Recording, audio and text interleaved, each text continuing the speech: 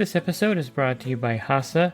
Liquid is clearly better. Liquid chlorine is the highest purity, works immediately, has no added cyanuric acid or calcium, and it will leave your pool safe, clean, and clear. And by the Bottom Feeder professional grade battery powered vacuum system. It sucks to clean pools, so cleaning pools sucks less. Get $100 off with code DVB100.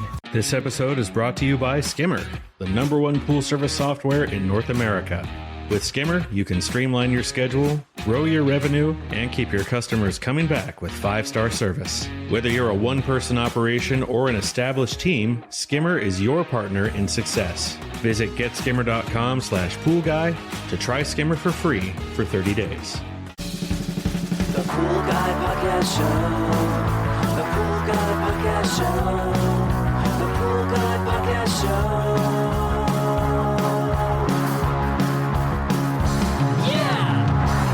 Hi, and welcome to the Pool Guy Podcast Show. I wanted to talk to you today about a scam that happens a lot to pool service pros. Other vendors, of course, face the same problem, but I think the pool service pro is a lot more susceptible to this scam, and there's variations of it, and I'll go over the different ways that they try to get you to fall into this trap here, and it truly is a pretty clever scam that preys on pool service pros that are maybe busy and looking to expand their pool route rapidly. Are you a pool service pro looking to take your business to the next level? Join the Pool Guy Coaching Program. Get expert advice, business tips, exclusive content, and get direct support from me. I'm a 35-year veteran in the industry. Whether you're starting out or scaling up, I've got the tools to help you succeed. Learn more at swimmingpoollearning.com. The reason why this scam is relatively successful in the pool service industry is because of the way the pool service industry is actually set up today in this modern world where a lot of things are done via text, email, phone calls, and not, so to speak, face-to-face interactions with people.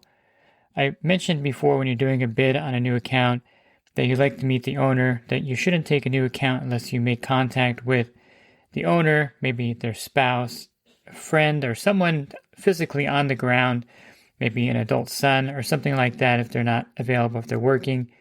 But it's one of those things where if there's no physical interaction, and this scam works perfectly because it preys on the fact that the pool pro is sometimes busy and you're doing a lot of things. And when you're getting a bid, we don't have to actually meet the person.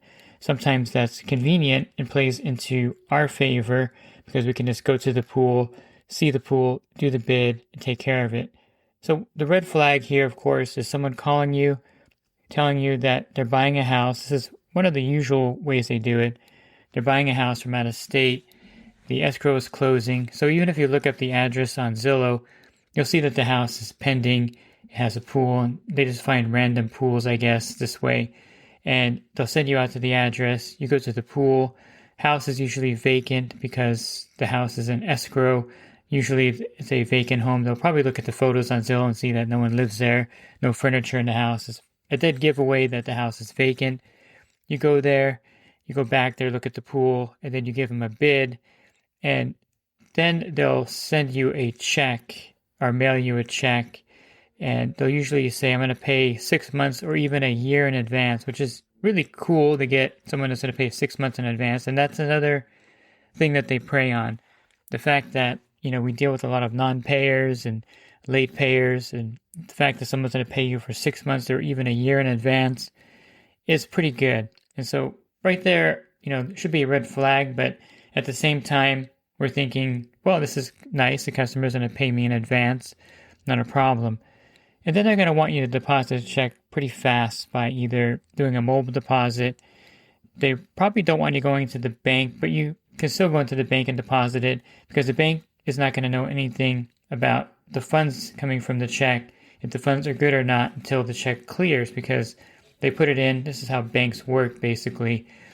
Old school, if you're like me and you used to write a lot of checks, the bank has to get the money from the other bank. They'll take the check, put it credit towards your account, but that money really isn't in there yet. It's just your bank, let's say Bank of America, kind of fronting you the money on another bank. Let's just say it's Chase or Wells Fargo. and that check has to actually clear the account at Wells Fargo, and then the money actually is in your account. But if it doesn't clear, the Bank of America will withdraw that money out of your account because the check bounced. But if the check bounces and let's just say they gave you a check for $2,000, it's not a big deal because the money wasn't really spent. You didn't take it out of your account, and so you're fine. You didn't lose any money at that point, maybe just an overdraft charge or a bounced check charge in your account, and you just got scammed because someone gave you a check that bounced. Not a big deal. However, the scam has another layer to where you actually are out of money because they'll do one or two things. This is the most common, where they'll send you the check and say, oh, I made a mistake. I thought I sent you a check for $2,000, but I actually sent you a check for $3,000. Is there any way you could Zelle me back the money or, pay, use the Cash App or, Venmo the money back to me? And that way, we can be even because I overpaid you. And then so innocently you, of course, send them the money back because, of course, they overpaid you and you feel obligated to send them back the overpaid balance, even though they paid you for 6 months, maybe they paid you for 9 months, whatever. And so you send them the money back, through Apple Pay, through Zelle, and they get that $1,000 from you. A few days later, the check in the bank bounces for $3,000. You're out $1,000 because you sent them the money, sometimes even more. And this is how the scam actually works. Also, they may ask you, I'm going to send you a check for the 6 months pool service. I also want you to pay my vendor who's going to do some irrigation work. Or they may say, I have a heater repairman coming out there, and it's easier if I send you the money and you can pay him for me. And here's his account number. If you can send him the money, that'd be great. And so that's another part of the scam where they're preying on your good nature to kind of be, taking that customer service to the extra level. Like, okay, they're out of state. They can't, for whatever reason, another red flag. Why can't they pay this vendor directly? They want you to pay them for them out of the proceeds they send you. So all of these things should set off some alarm bells. The first one should be the phone number they call you from, maybe something that looks like it should be blocked. I pick up my phone all the time, even though a lot of times they're telemarketers. So it may look like a telemarketer number, and even your phone may say spam or something. That's your first notice that there's a problem. The second one is that they're usually in a rush to get things done. They're going to be moving. They want to make sure this is taken care of. And everything is really rapid. It's like boom, boom, boom. Not giving you time to really think either because they're in a rush, which kind of raises your anxiety and makes you kind of in a rush as well to kind of placate that. Just human nature when that happens. And the other part of the scam is they pay you with a check. So it's one of these things where we're in an era where checks should not really be the primary way you pay someone for services. It should be a third or fourth method. I mean, I don't think kids nowadays can even write a check. If I told my son to write a check, probably couldn't do it because it's kind of an ancient form of really processing money from one individual to another.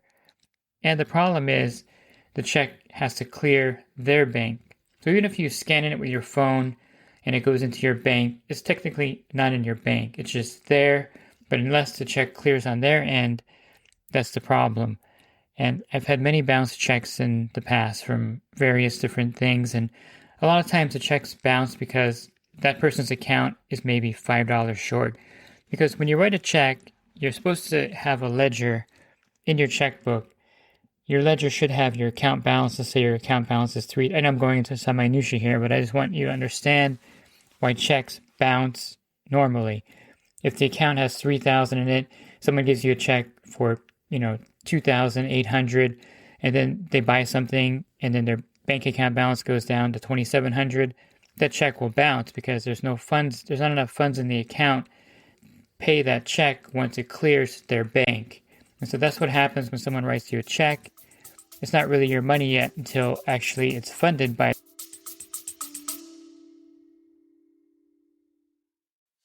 And the Pool Guy Podcast Show has teamed up with UPA to bring you affordable, reliable liability insurance starting at just $64 a month. Get up to $2 million in coverage, and the members of my coaching group get an even lower rate. Protect your business and your peace of mind. Sign up with UPA today by clicking the link in the podcast description. Their bank. I would say other payment methods are usually safe if they're not a scammer and someone wants to pay you.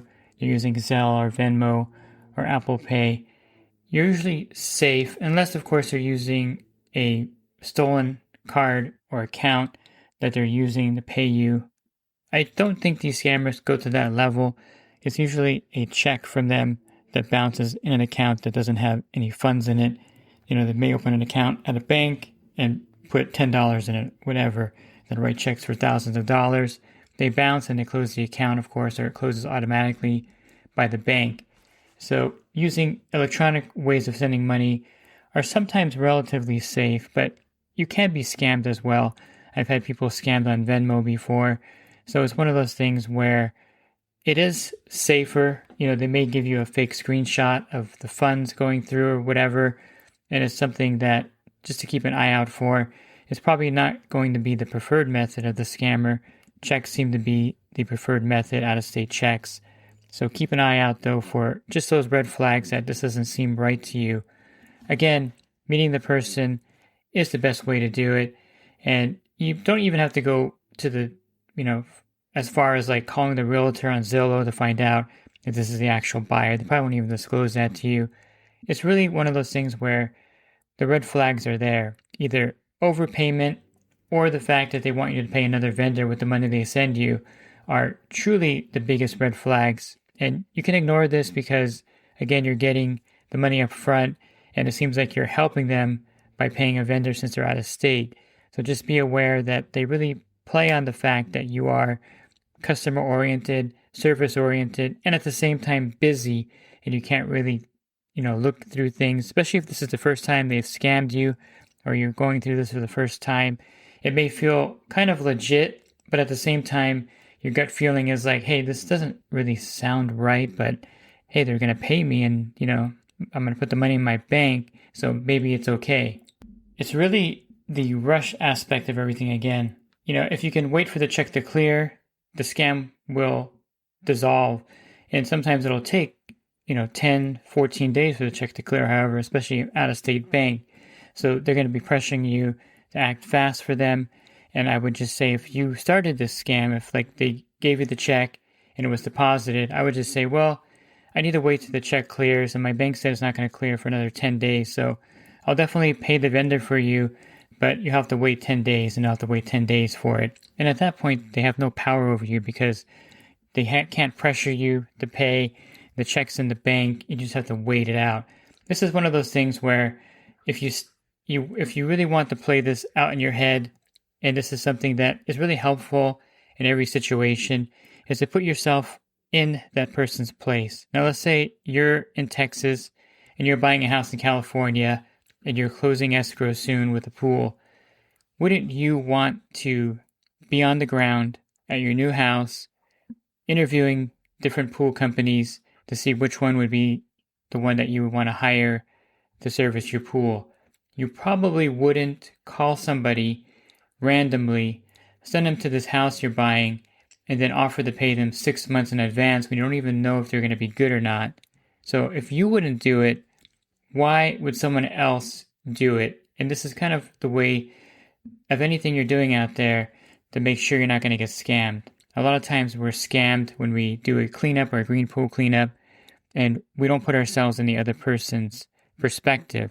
If I'm hiring this person to do a green pool cleanup and they're charging me $800 and they ask me for a $300 deposit for the chemicals, that sounds fair to me. But if you're doing a green pool cleanup and the customer's like, well, I'd rather you start it so I can see if it's going to actually work. I don't really want to pay you until I see some results. Then, of course, that's a red flag because you would find it reasonable if someone asks you to pay for the chemicals to get the pool cleaned up and started. And this is how you should operate out there in any situation. If it is a legitimate situation and you're the one doing it from the other side, how would that look? And it would not be you sending a check to somebody to, of course, do your pool out of state that you haven't even met the person, and nor would you pay them extra to pay a vendor, because what's the guarantee that they're going to actually use that extra money you paid them to pay the vendor? Doesn't make any sense. If you wanted to pay them 6 months of service and then add on an extra $1,000 so they can pay the landscaper for you, what guarantee do you have that they're going to pay the landscaper at that point? So you see how this falls apart when you put yourself on the other side of it. You wouldn't do that, and so why would you accept that from someone else calling you that wants you to do that on your end? And when you reverse the roles, these scams really fall apart. And the old adage goes, if it's too good to be true, it's definitely too good to be true. Getting a sweet account without meeting the customer, having to arrange a time to meet him, getting the payment up front, and all of this plays into the fact that, of course, we're looking for new accounts, we're pressured, we're busy, and we don't really think too much about it. Again, just put yourself in their position calling you, and the scam should fall apart pretty quick in your head right away, because you would not do that. And for them to do that, it's definitely a red flag. And it's a scam that's pretty well known in the industry. And everyday pool pros still get taken in by the scam. They just keep calling people randomly until they get a hit. And they're going to get a hit because I know people that have fallen for this scam. And it's one of those things where just be aware that this is out there. The red flags are all there for you. But it can be a little harder to spot than the Nigerian prince or someone winning the lottery and needing to use your bank account to deposit their winnings in. Those are really far-fetched scams that probably don't rope in too many people nowadays. This one here is still fairly effective. If you're looking for other podcasts, you can find those by subscribing to my YouTube channel Monday through Friday. Also, if you go to my website, swimmingpoollearning.com, you're going to see a podcast icon on the banner. Click on that. There'll be a drop-down menu of over 1,700 podcasts there for you as well. And if you're interested in the coaching program, you can learn more at poolguycoaching.com. Thanks for listening to this podcast. Have a great rest of your week, and God bless. This episode is brought to you by HASA, providing products that deliver clean, healthy water for every aspect of everyday life. The bottom feeder battery-powered vacuum system, portable, powerful, and only weighs 12 pounds. And Skimmer. Get Skimmer, America's #1 pool service software.